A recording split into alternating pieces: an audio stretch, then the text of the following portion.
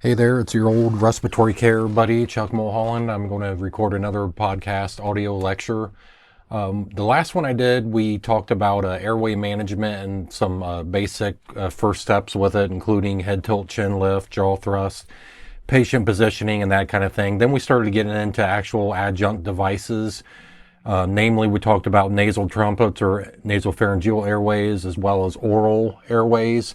And we kind of left it off with there because I wanted to break up the lecture into three different sections. So today will be the second module or second section, and I want to talk about what I would call esophageal and or supraglottic airways.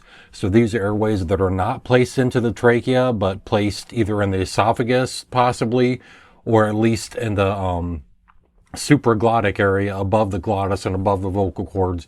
So we're not going down into the trachea, but these airways can be nice alternatives, endotracheal intubation, if that's not possible, or if maybe someone that's skilled in that is not present right away at the beginning of the need for an airway.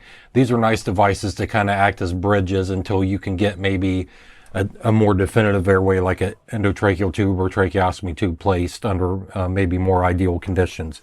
So the first one I wanted to talk about is the Combi tube. And that is something, it seems like there was a lot of debate about it. When I was a young respiratory therapy lad in respiratory school, we talked a lot about Combi tubes. That was back, I graduated in 1994.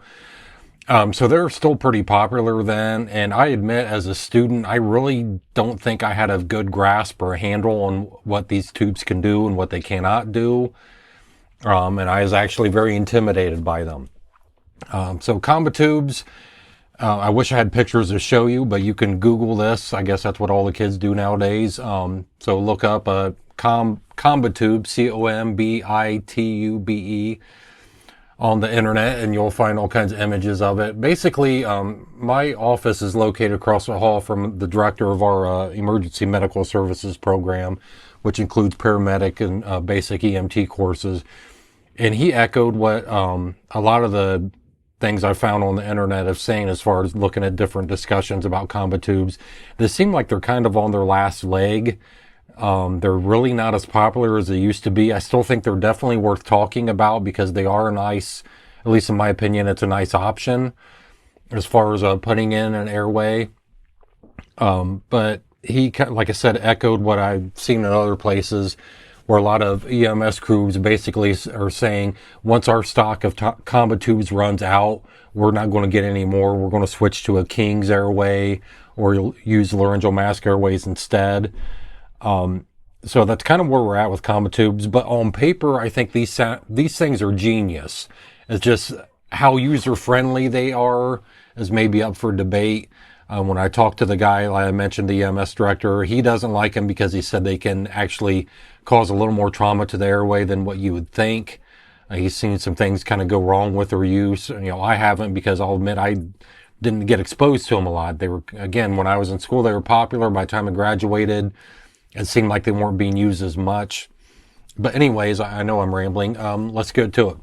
So if you can visualize this, a Combi tube is actually a double lumen airway, which is right away we know is odd. So it's two separate airways fused together with a common wall in the middle. So you got two lumens or two tubes kind of joined together. These are only good for short-term use.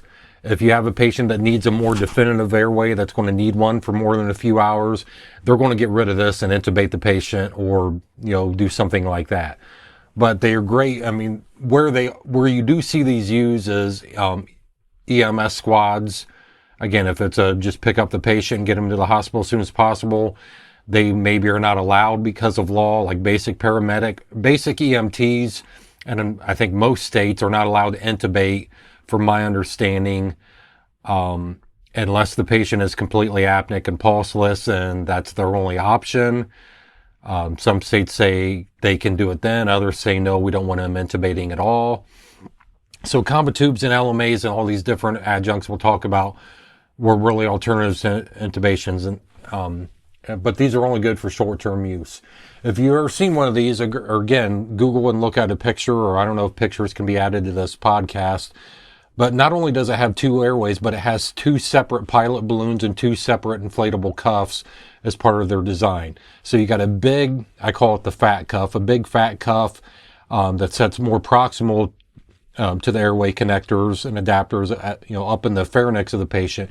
And then you got a smaller distal cuff near the tip or the end of the tube. Okay, so if you look at this, again, you know you're not in Kansas anymore when you see these, because you got 2 tubes fused together.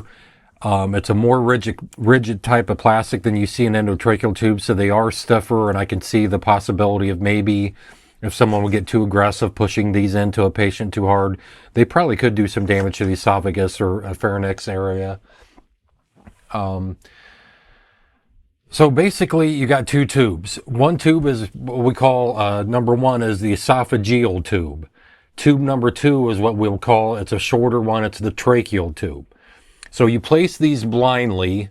Basically, I guess if you like fishing at all, I like to say you basically thumb a patient like a largemouth bass and stick your thumb in their mouth and get their tongue lifted up on your thumb and kind of do a modified jaw thrust as you lift up the tongue and upper jaw to get the tongue out of the way and open the mouth. Now, I've also been told you really shouldn't stick your fingers in the patient's mouths because they might bite out of reflex and you might not get your finger back, but for the most part, that's what I've seen the training videos show, is they recommend that you kind of lift up the upper jaw along with the tongue to get it out of the way. And then it's just, you have this lubed up just like you would an endotracheal tube with water-soluble lubricant, at least the distal ends and over the cuffs, so they're not causing any trauma as you insert them. And you just blindly push it in. Now, because of anatomy, if you remember, and gravity, chances are probably 98 or above % of the time, you're going to feed this into the esophagus because your esophageal sphincter is going to sense the pressure of this foreign object coming down there, and it thinks it's food, so it's going to open up, and it should be an easy advancement into the esophagus.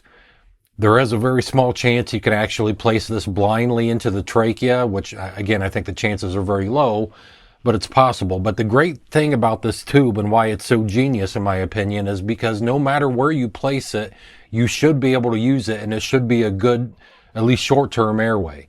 So again, you thumb the patient like a bass, open up their jaw, blindly, gently insert this in. There's usually black ring markings up near the adapters where you'd hook up your ventilation bag to, and your teeth need to be resting at the level of those black lines. So somewhere in between that, it's the really only guideline you have. After you got it placed properly, you inflate cuff number 1, which is usually labeled with a larger volume of air. I think it depends on what brand you have. I've read anywhere from 50 to 80 milliliters of air is what these can take. And then you inflate the distal cuff through the other pilot balloon, which is usually labeled with number 2, or it's the same color as the adapter on your tracheal tube. That only takes about 10 to 15 mLs of air to seal, kind of like a normal endotracheal tube will. Once you got those both sealed and you know it's in place, you hook up your ventilation bag or manual resuscitation bag, whatever you want to call it, up to it's either labeled number 1 or color coded. Mine has both a number 1 and it's a blue colored. That's your esophageal tube. And you ventilate your bag through that. And if you see chest rise, hear good breath sounds, and hear nothing gurgling around in the stomach with your stethoscope, that's all the farther you need to go. That means your tube is in the esophagus, but you're hooked up through the esophageal tube port and you're working fine. Basically, when you're in the esophagus, the esophageal tube ends in a blind dead end. So air cannot get beyond the tip. It's actually ended in a hard piece of plastic. So between the 2 cuffs that I talked about already, you have actual little perforated holes, kind of like fenestrations throughout the tube that are like side port channels for the air to get through. So the distal cuff, when it's inflated, seals off the esophagus, so air should not be going down to the stomach. I already said the esophageal tube ends in a blind, a dead end, so air can't get through it that way. And then your proximal cuff is inflated to seal off the pharynx above. So all these side ventilation ports rest in between these 2 cuffs, and if this is properly placed in your esophagus, all the air that you bag with your bag should be diverted through these side ports, and the only place it has left to go is directed anteriorly up to your larynx, and it should go through your vocal cords and glottis and down to your trachea. That's what should happen. You know, we already know with endotracheal tubes, they have to be in the trachea or they don't work. And if you don't recognize that, you know, your patient could die and suffocate because you're sending all the air to the stomach. So this tube, like I said, in my opinion, is genius in the fact that you can purposely, and that's kind of what it's meant to do, place it in the esophagus. That's why I call this basically an esophageal airway, because that's where it usually ends up resting at as far as the tip. But you can still use it. Again, all the air that you squeeze in your bag goes through the ventilation ports that are located between those two inflated cuffs, has no choice but to be directed anteriorly up to your voice box and through your vocal cords and down your trachea. If, however, when you ventilate bag one, if you don't hear breath sounds and you're not getting good chest rise and you don't think it's in the esophagus, you simply take your bag off and hook it up to the tracheal tube, which is labeled number 2, and ventilate through there. Now, in that case, if you hear breath sounds and nothing over the stomach and see chest rise when you squeeze and hopefully SATs are getting better, that means you, by some stroke of luck, you actually place this into the patient's trachea, but you can still use it. Again, you already have the laryngeal cuff inflated, and then you know the distal cuff is inflated too after you place it. So now the tracheal tube does not end in a dead end at the end of the tube. It actually has an opening like a normal endotracheal tube would. So again, I hope I'm making sense. It's kind of hard to explain what this looks like without showing you a picture, but you know, feel free to Google it. But again, on paper, these things are great. It's just in the real world, they seem to be kind of falling out of favor because quicker, maybe more convenient devices are out there. Next tube I want to talk about. When I first started doing lectures on this, it was considered an esophageal airway because the very tip of this does actually partially enter the esophagus, but it's just barely. Probably a more correct term for this airway would be a supraglottic airway, meaning it's above the glottis. And what I'm talking about is a laryngeal mask airway. Again, Google this, look up LMA, laryngeal mask airway. If you've never seen one of these, most of you probably have, I hope, through some point in your schooling. These are very bizarre at first look because it's not normal to insert a mask inside the patient. You guys have all learned about oxygen masks, and you know, obviously you just put them on a patient's face and that's how they work. This is a weird thing though, because the mask actually is inserted into the patient. So if you've never seen these, it's kind of a short, stubby plastic tube, and it's got a small rubbery, it's, I guess actually silicone-based mask that's on the tip of this. Okay, and again, these became popular kind of when I was starting to get out. I mean, they've been around since the 90s, I believe. I never used one in my career, but I knew of them. By the time I got out of the hospital, and that's been probably about 12 years ago, we actually had these on our Airway carts as an alternative to intubation, and I think that's what a lot of people are doing now. So LMAs, again, basically you just take it and you kind of make your finger like when you were a kid and you used to play cops and robbers or something like that, and you have a fake gun with your thumb and your pointer finger as a gun. You kind of make your hand in that shape.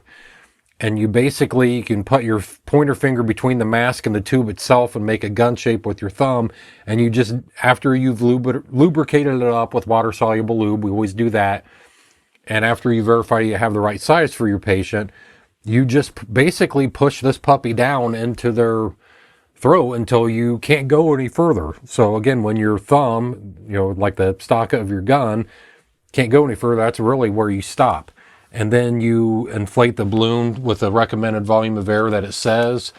These are based on patient's body weight. So when you look at the package, like in front of me, I got a size 5 laryngeal mask airway.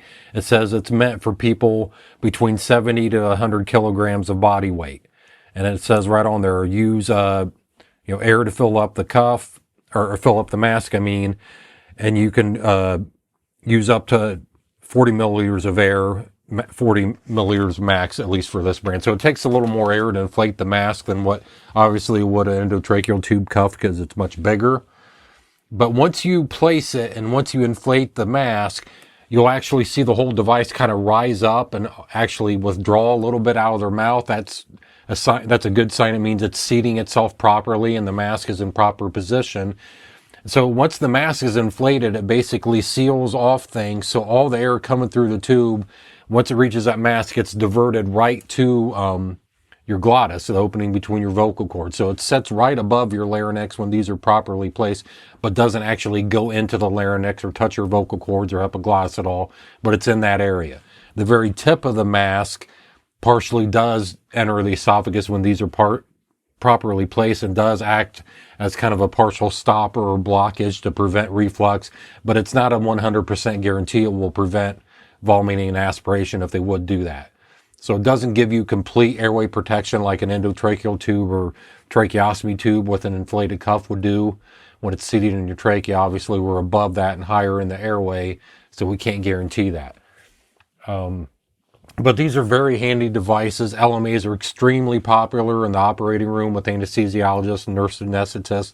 Great alternative to intubation for short cases.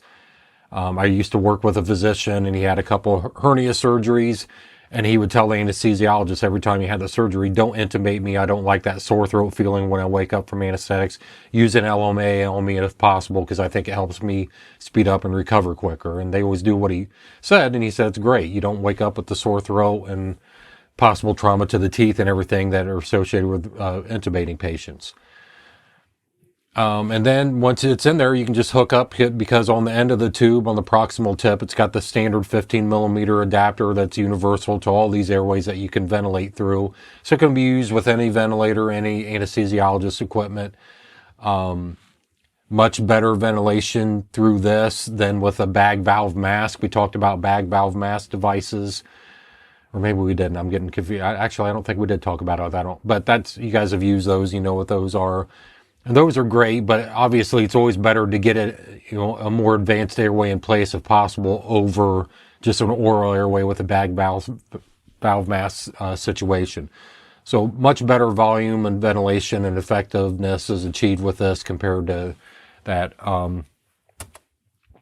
So again, you lube up. You should always do pre-use checks on all these cuffs, including the Combi Tubes, just like you do an endotracheal tube. Inflate all the cuffs with the proper amount of air that it says to. Make sure they're holding air, not leaking or obviously damaged from shipping or the way they were packaged or anything like that. Then lube them up with water-soluble lube. Again, it's mostly the bottom half of the mask on LMA that needs lube. And again, I will admit, I never placed these in an actual patient. They work great on the airway mannequins I'm training my students on. But like I said, these were becoming more popular when I was kind of getting out of the hospital side of things and getting more into the teaching education stuff. But again, on paper, these are great and becoming more and more popular. And besides being used in the OR a lot, the guy I talked to, again, he's saying LMAs are becoming even more popular with EMS crews as an alternative to intubation, picking people up and getting them to the hospital as soon as possible with a decent airway in place to optimize things until, maybe a more skilled physician in the ER can intubate the patient.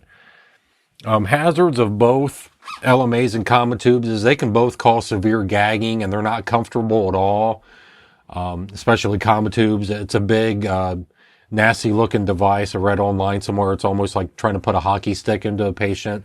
I assume that's kind of exaggerating. I don't know. I've never tried that before, but they are definitely big and kind of intimidating looking. And if you do deflate the cuffs on the Combi Tube to extubate them and replace it with an endotracheal tube, your patient's most likely going to vomit, because you're having this tube in the esophagus. You're messing around with those cuffs. If they have a gag reflex at all, they're probably going to gag and vomit all over the place. So be prepared for that with suctioning and ready to roll them on their side to prevent them from aspiration. Both of these, again, don't offer great protection as far as airway protection like endotracheal tubes and tracheostomies do.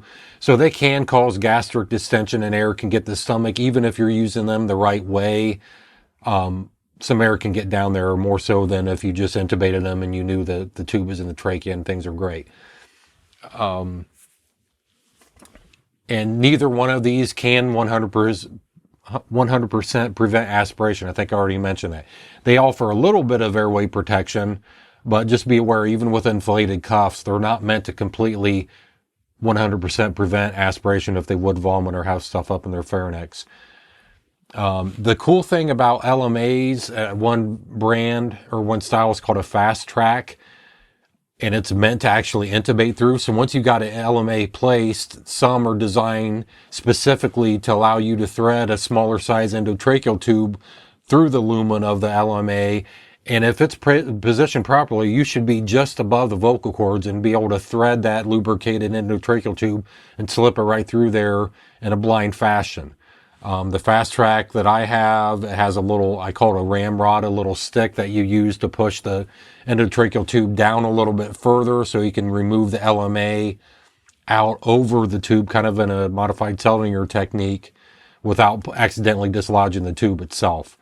Again, pretty neat technique, maybe a little cumbersome if, anesthesiologists, I'm sure, are much better at it than I would be. I've never done this on a real patient, but it looks pretty slick.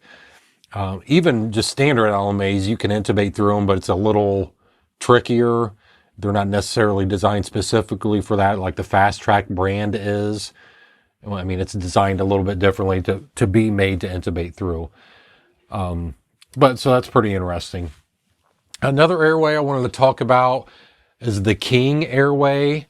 Again, these seem, at least in my area in Ohio, seem to be becoming very popular.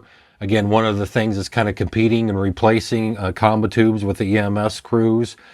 And again, pre-hospital personnel who's probably going to put the King Airway in, but I have heard that some hospitals are starting to stock these on their airway carts and crash carts in case you do have a patient that has a difficult intubation. It's just a single lumen tube, but it has two cuffs. So different than the Combi Tube, much shorter. And it's only single lumen. You don't have two tubes fused together. Again, you can inflate the cuffs with 60 to 80 milliliters of air. You only have one pilot balloon, and that directly communicates with both cuffs and inflates them simultaneously. They're sized a little bit differently, at least the brand I have. They're sized on patient height. So this one I got in my hand here is a size 4. It says it's meant for patients between 5 to 6 feet tall. So it's not based on body weight like the LMAs are. It's based on height of the patient. So again, you'd have to be eyeballing that and trying to guess how tall the patient is if you don't know for sure by reviewing the chart. But again, it's kind of the same technique as the Combi Tube. It's a blind insertion. After you've checked the cuffs and lubricated everything up, you just blindly place this in, and you got reference marks. The one I have has like a 14, 15, 16 centimeter reference mark, just like marked on an endotracheal tube. So that's the length from there to the tip of the tube.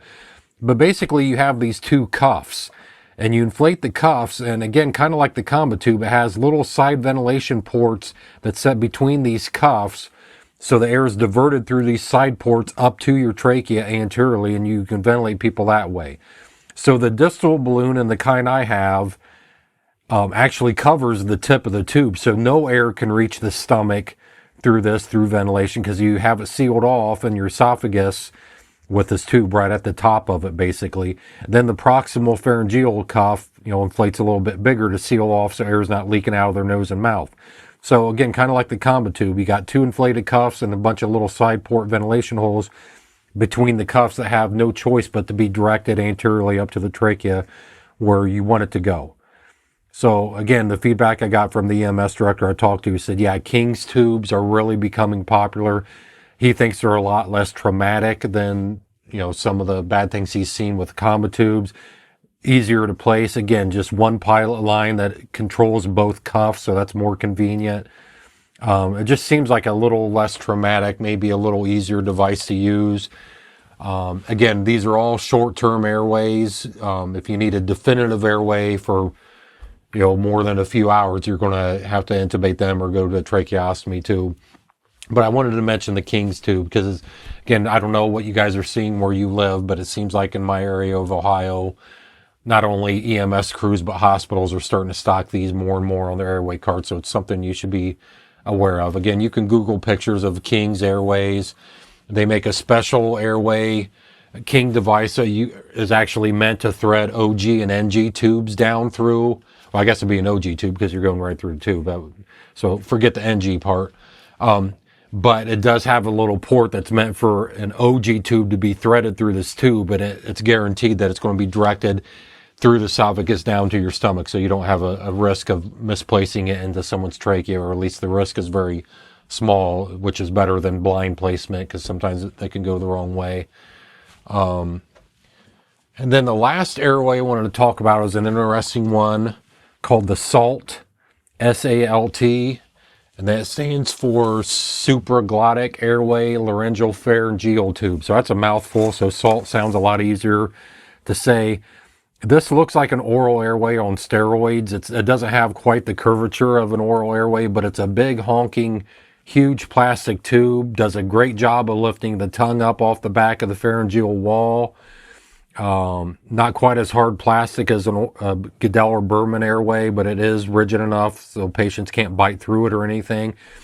But once you get a SALT in, you lift the tongue up and put this in proper position. Again, this is a supraglottic airway like it says it is, but it's meant for you to intubate through directly if you want to do that. So during a code or rapid response or whatever, you rescue breathing for a patient. Again, can be used as kind of a glorified oral airway at first, but when you're ready, if you think it's properly placed, you lube up an endotracheal tube. I think it takes from size 6.5 up through 9, or at least 7 through 9 endotracheal tubes. I might be a little off on that, but I do know it takes somewhere in that range. I don't have the package in front of me. I can't verify it. 7 to 9 sounds right as far as inner diameter of the tube. And you just blindly thread it through, and it's got a little port that the tube is directed to, and it should emerge from your SALT and be directed right to your vocal cord area, and you should be able to easily thread it through there. So I've used these. Again, these became popular, at least in our area, maybe in the last 10 years or so. Starting to see more and more of them. The guy I talked to from our EMS side of the house said, I mean, this is something that his EMTs, it's on their national registry exam. They have to know how to manage and use SALT airways. So it's not just a regional thing. It sounds like across the country, these are becoming more popular. And between these and the King airway have kind of replaced Combi Tubes. But from what I've read about these, I've used them on my airway mannequins in lab when I've worked with students. And I have not missed yet. I can intubate our airway mannequins easily. But one big research article I read, I think it's from 2013. I can't remember, so shame on me. I can't remember the journal that I actually read it in. But their research on actual patient use on live humans, or hopefully living humans, but at least out in clinical setting, not nearly as great. And I think they had a successful intubation rate of 40%, which is not good, obviously. So there's kind of debate. On paper, these sounded great, and that's one of the comments I've read is these are great on mannequins, but they don't work so well on normal humans, and especially humans that might have abnormal anatomy or longer airways than you'd expect, or some kind of anatomical alteration. These maybe aren't that great. And even the 40% said you might have to try a couple times before you intubate. Again, I had never had any problems with these on the lab mannequins. Works great. Students get excited because they're like, hey, look at me, I'm intubating, and I don't even know how to do that yet.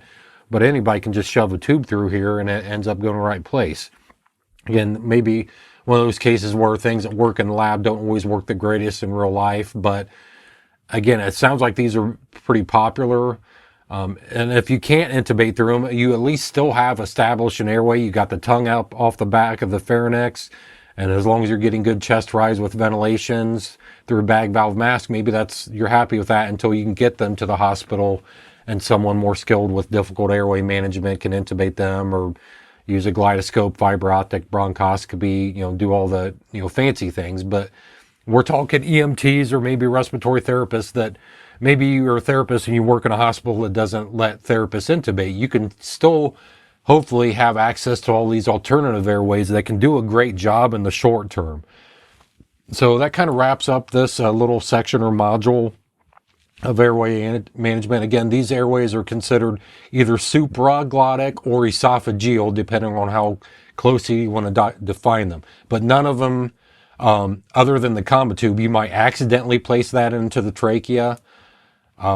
But chances are you're going to end up in the esophagus with that one. That's why we typically label that as esophageal tube. And again, these are great alternatives, nice airway adjuncts to buy you time until the patient can get a tracheostomy or get a intubation done by an anesthesiologist or someone that's maybe more skilled if it's a traumatic airway or a very difficult intubation.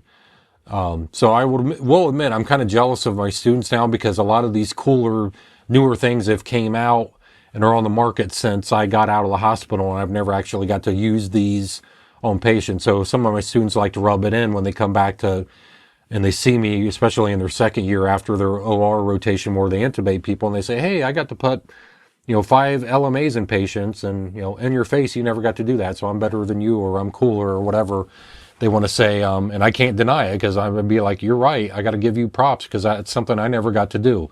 Same way with the Salt, same way with the King Airways. These are all great, cool things. I'm just not out in clinical practice anymore like I used to be. But on paper, these all sound great. So keep all these things in mind. They do a great job of providing an airway, at least in the short term. Our next module we'll actually talk about endotracheal tubes, tracheostomy tubes, and what we consider these kind of definitive tracheal airways. So I hope you enjoyed the lecture, and take it easy. Until next time, I'll see you later.